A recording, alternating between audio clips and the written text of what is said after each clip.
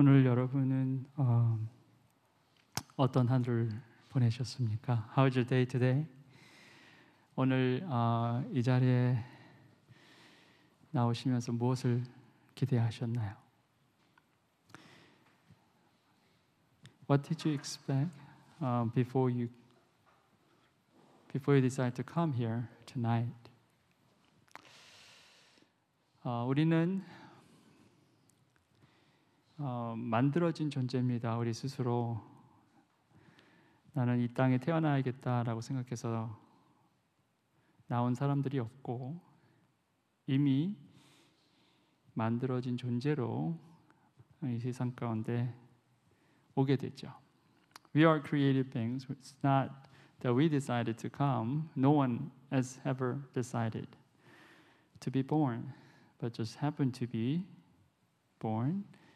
And you're here. 그런데 우리가 만들어진 우리 한 사람 한 사람의 존재에는 빈 공간이 항상 있습니다. 그것은 우리를 만드신 분이 채우셔야만 하죠. But every single person who was created, there was a vacuum. And that vacuum has to be filled only by God, nothing else. 어쩌면 여러분이 이 자리에 오신 것도 그 빈 공간을 채움받기 위함이 아닌가 그런 생각을 할 수 있을 것 같아요.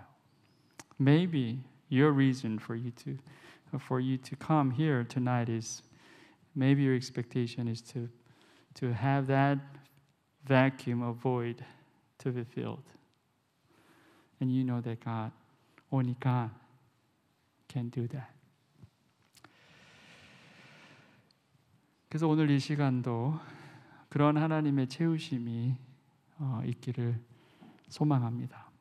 So I really hope that tonight we also experience that God filling our hearts and filling our void and emptiness.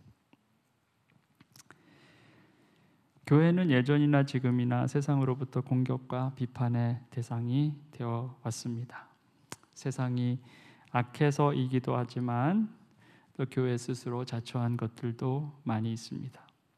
Church has been an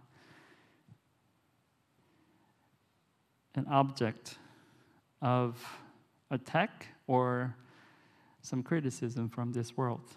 It's been like that from the very beginning. It's because maybe this world is evil, but some cases, church provoked that.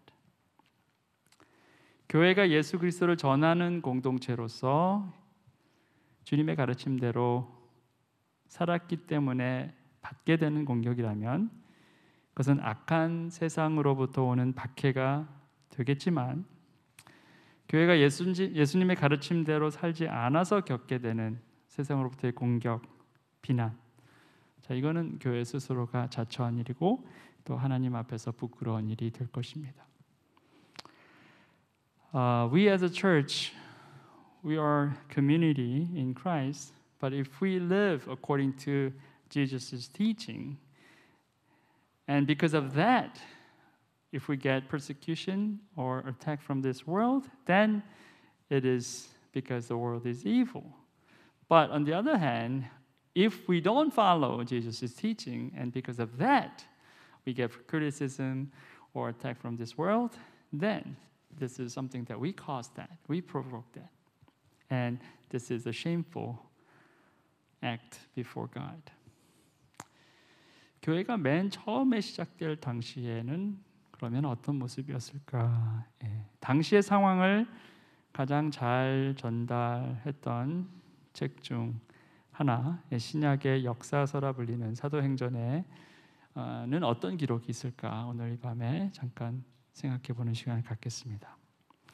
Then how was it like, when church first began? One of the historical book in the New Testament called Acts, Book of Acts. They're very clear record of what was going on in the first century, the first church. So we'll be looking at that text tonight. And then we'll think about how the church has begun and what was the testimony of this church, of our church, has been displayed in this world. 그래서 사도행전 말씀을 통해서 교회가 어떻게 하나님의 계획을 드러냈는지, 그때 어떻게 그들이 믿음을 지켰는지에 대해서 함께 생각해 봤으면 좋겠습니다. 사도행전 8장 앞부분 몇 절을 보도록 하겠습니다. We'll be looking at a few verses in chapter 8. 사울은 스데반이 죽임당한 것을 마땅하게 여겼다. 그날에 예루살렘 교회에 큰 박해가 일어났다. 그래서 사도들 이외에는 모두 유대 지방과 사마리아 지방으로 흩어졌다. And Saul approved of their killing him. On that day, a great persecution broke out against the church in Jerusalem, and all except the apostles were scattered throughout Judea and Samaria. 스데반이라고 불리는 집사가 순교를 합니다. 그 순교 현장을 직접 목격한 사람 중에 한 사람이 바로 사울입니다. 여러분도 알다시피 이 사울이 나중에 바울이 됩니다. 근데 이 사울이 스데반의 죽음을 목격하면서 여기 말씀해 보면은 그것을 당연하게 여겼다, 마땅하게 여겼다 이렇게 기록하고 있습니다. 그리고 그 사건, 스데반이 순교를 당하는 사건은 예루살렘 교회를 향한 박해의 시작이 되었다라는 것을 본문을 통해서 우리가 알 수 있게 되죠. So deacon named Stephen, he got martyred, and one of the persons who eyewitnessed that incident was Paul. Actually, his name was Saul, and later we know that his name changed to Paul. But according to this verse, Saul thought that it was right thing to do that Stephen got martyred because he approved that, according to this verse. And then from that time on, great persecution broke out in Jerusalem against the church. 박해가 시작됐고 교인들은 예루살렘을 떠나죠. 사도들을 제외하고는 유대와 사마리아 지방으로 다 흩어졌다 이렇게 말씀하고 있습니다. When persecution broke out, Christians they're all scattered, except the apostles. They were still in Jerusalem, but all other Christians they were scattered throughout Samaria and Judea. 흩어졌다라는 것은 실패했다 이렇게 생각할 수 있습니다. 전쟁에서도 뿔뿔이 흩어진 군인들은 싸워서 이길 수가 없겠죠. They scattered. Well, people can consider that as a failure, just like battlefield. If the soldiers are all scattered around, then you can't expect to win the battle. 그래서 세상 많은 사람들은 이제 교회는 다 끝났구나 라고 생각할 수 있었을 겁니다. 사울도 그 중에 한 사람이었겠죠.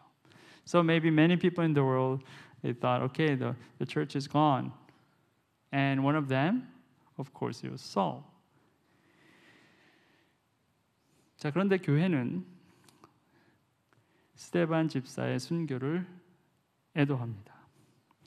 경건한 사람들이 스데반을 장사하고 그를 생각하여 몹시 통곡하였다. But the church mourned for Stephen and his martyrdom.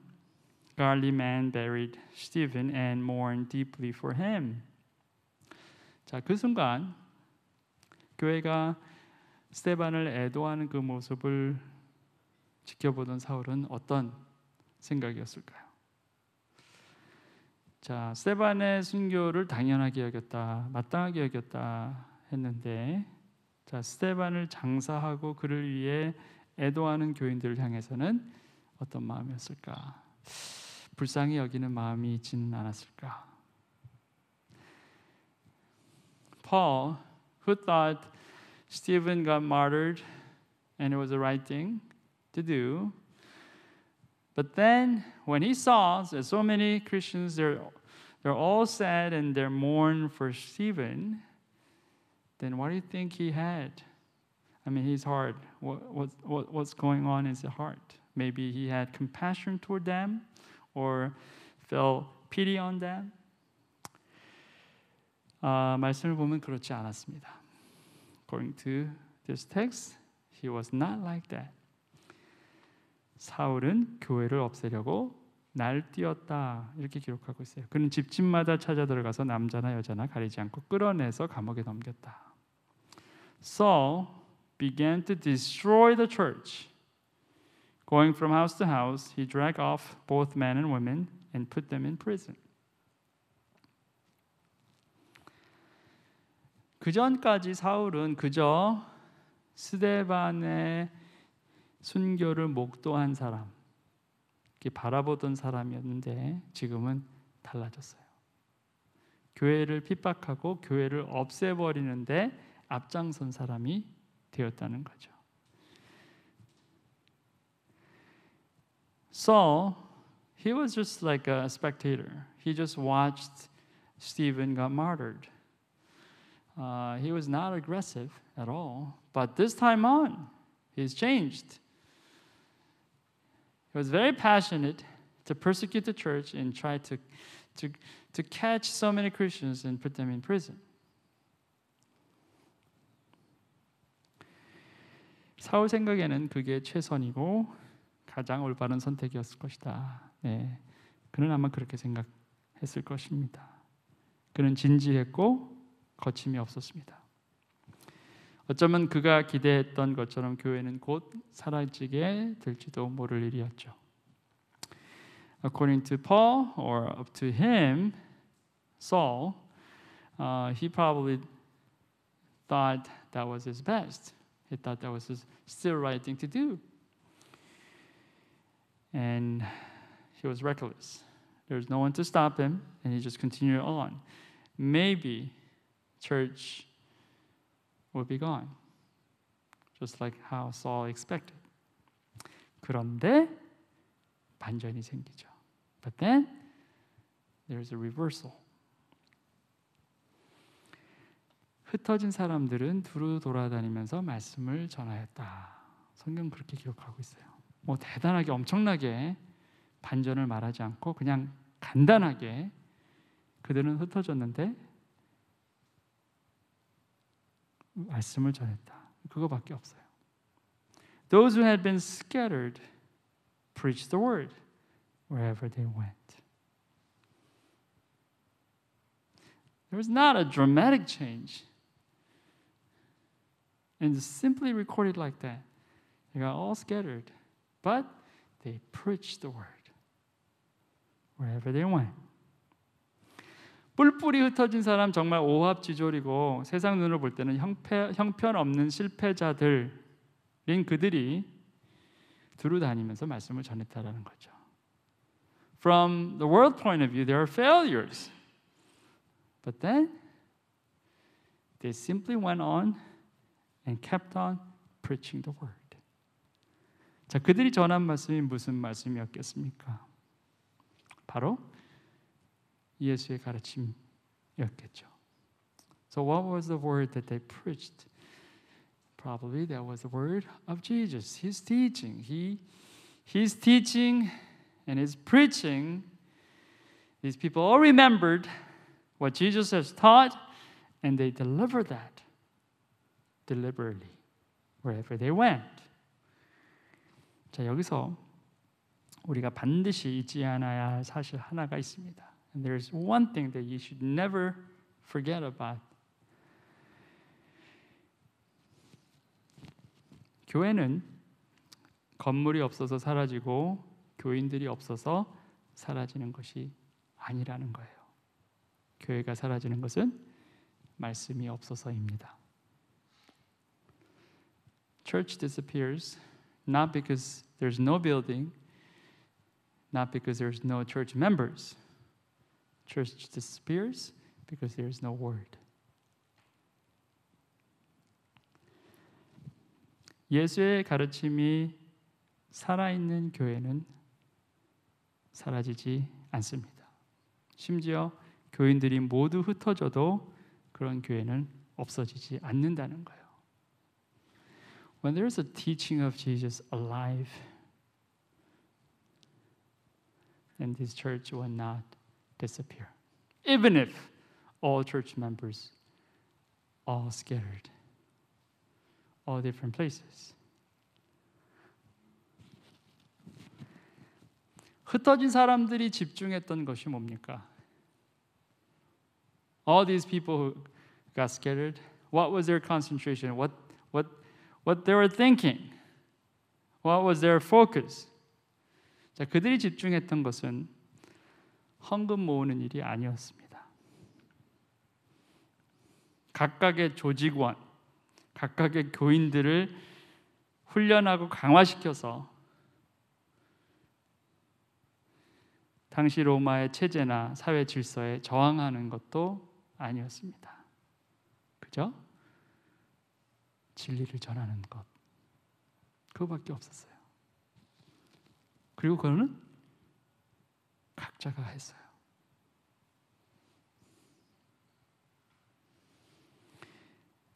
Their focus was not to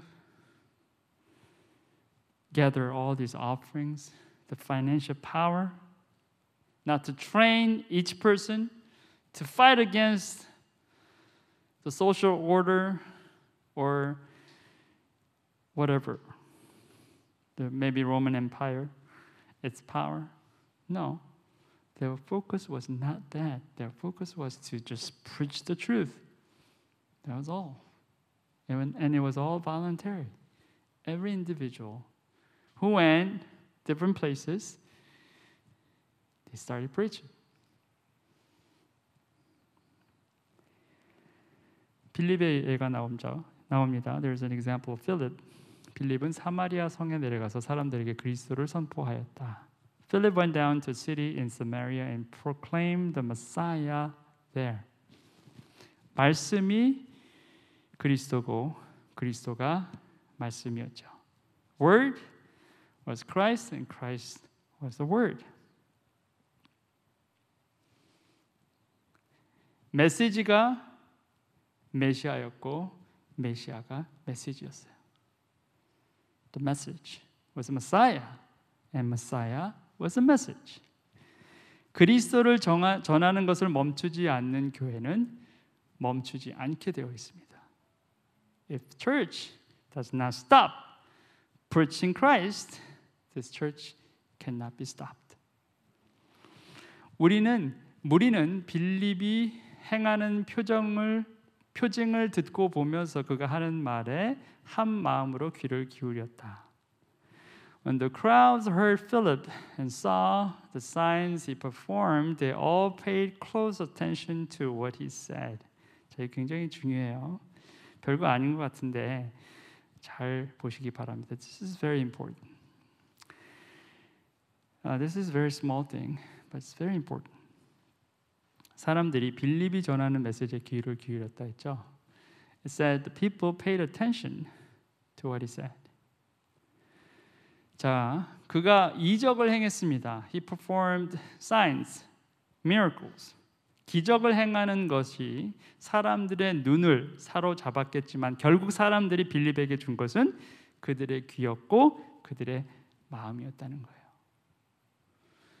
Maybe his signs that performs, the miracles, they caught people's attention in the beginning, but eventually and ultimately what they did give to Philip was their ears and their hearts. 메시아가 메시지가 되면 사람들은 귀를 열고 마음을 열게 되어 있다라는 겁니다. When Messiah becomes a message, then people would open up their ears and they will open up their hearts and give their hearts. 사람들이 교회의 마음을 열지 못하는 것은 교회에서 전하는 메시지가 메시아가 아닌 경우가 많기 때문에 그런 것입니다. People do not open up their hearts to church because what church brings is not, its message is not Messiah. 교인들끼리는 서로 좋아요. 찬양도 하고 기도도 하고 예배하고. 근데 세상과는 상관없이 사는 교회가 너무 많은 거예요.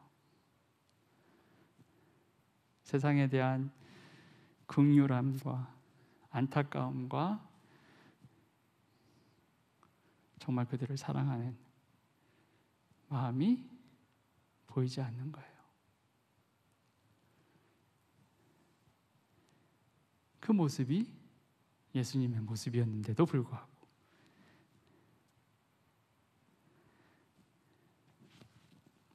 메시지가 그리스도가 아니면 세상은 절대 마음을 열지 않습니다. World never opened up its heart. When everything they heard about, everything they hear about is something else. Not Christ, not what He has done, not what He has preached and has displayed. 예수님이 사랑하라 말씀하시고 사랑을 보이셨어요. 그러니 사람이 마음이 열렸습니다. 아무리 딱딱한 마음 그리고 거친 마음을 갖고 있었던 사람도 높고 열었어요. 그 중에 하나가 사울, 나중에 바울이 되죠. How arrogant or how sharp or crooked your mind doesn't matter. When they heard Jesus and His word, His preaching, the people are melt down and they open up their hearts.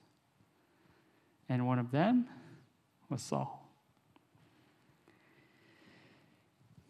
자, 교회가 건물이 아니라고 하는데 막 수천억, 수백억짜리 건물을 짓는 걸 보고 교회가 전하는 메시지에 메시아가 잘 보이지 않는다라고 세상 사람들이 비평을 합니다.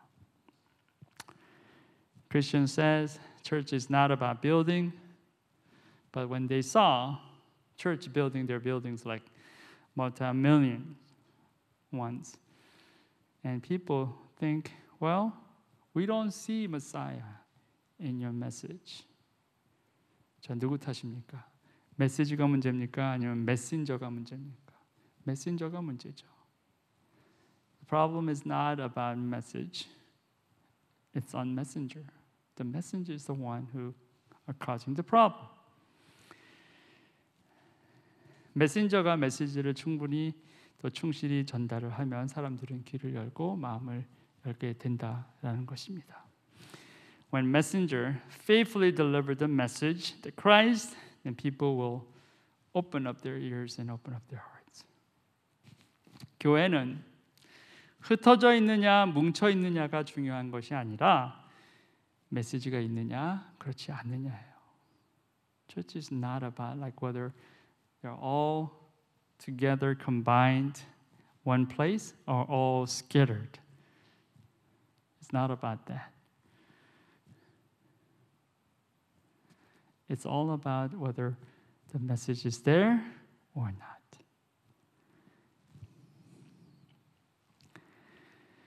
자, 코로나 때문에 함께 모여 있기가 어려운 이 시기에 우리가 꼭 기억해야 할 진리 중에 하나입니다. This is one of the truths that we should all remember when it is really difficult for us to get together like this. 자, 그 당시 핍박받았던 교인들이 다 흩어졌다고 하지만 그들에게는 하나의 메시지가 있었어요. 그 메시지는 그리스도였고 그 메시지 때문에 교회는 무너지지 않게 되었던 것입니다. In the early church, they're all scattered because of persecution, but they had one message. The one message was Christ. And because of that one message, church did not fall or didn't disappear. 이제는 우리 자신들을 돌아볼 때라는 거죠. This is time for us to examine our hearts. 자, 모이지 못해서 힘들다라고 하는 사람도 있지만 반면에 편하다라고 생각하는 사람도 꽤 많이 있습니다. 다른 사람들 눈치를 안 봐서도 좋고 전에는 예배 참석 때문에 억지로라도 교회에 왔었는데 이제 그럴 필요가 없으니까 오히려 더 좋아졌다 하는 사람도 있다라는 거예요. 자, 다 맞는 얘기고 비난받을 일이 없습니다. 문제는 내 안에, 내 가정 안에 메시지가 있느냐 없느냐라는 거예요.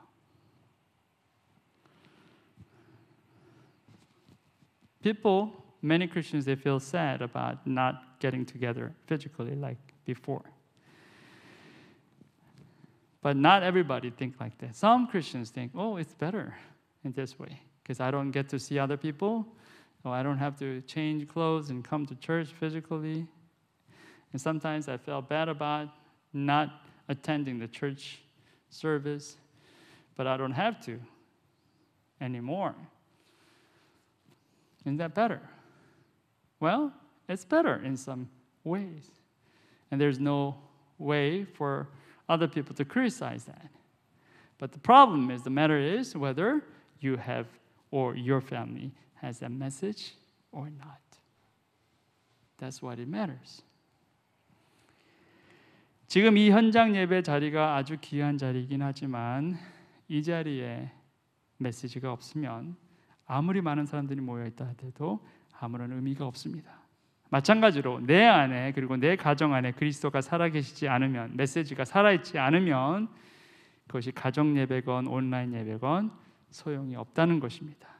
예배를 해도 소용이 없고 예배가 이루어지지 않아도 소용이 없습니다. Well, this offline service, this is very precious. But it doesn't matter how many people gather together here if there is no message. Same thing. In you and your family, if Christ, the message, is not alive, then whether you have family worship or online service, whatever that is, it doesn't matter. Whether you give worship unto God or not, when there is no Christ, nothing matters. 다시 말씀드리지만 메시지인 메시아가 있어야 기독교회고 기독 가정이 되는 것입니다. 내가 아무리 좋은 직장이 있고 또 아무리 확실한 어떠한 진로나 또 앞으로의 계획이 다 세워졌다 해도 내 안에 그리스도가 없으면 아무것도 없는 거예요. Well, you have everything planned out. Your future, your career, you have all financial security, everything. But then if you have no Christ, then you have nothing. 오늘 이 밤에 우리가 기도할 것은 하나입니다. 하나님, 제 삶에 메시지가 있게 하소서. 제 삶이 메시지가 되게 하소서. Tonight I want us to pray just one thing. Lord, let me have that message in my heart, in my life. And let me become that message as well. 우리 함께 기도하시고 각자 기도 시간 끝나고 제가 또 마침 기도하겠습니다. 가능하시면 각자 기도하는 시간에 돌아가지 마시고 오늘 또 우리 한 형제를 위해서 파송 기도가 있습니다. 그래서 각 개인 기도 끝나시고 가능하시면 조금 더 남아 계시면 좋을 것 같습니다. So I want you to give you personal prayer time, but after personal prayer time, if you can stay a few minutes, because we have stand-up prayer after this. So let's pray for now. 기도하시겠습니다.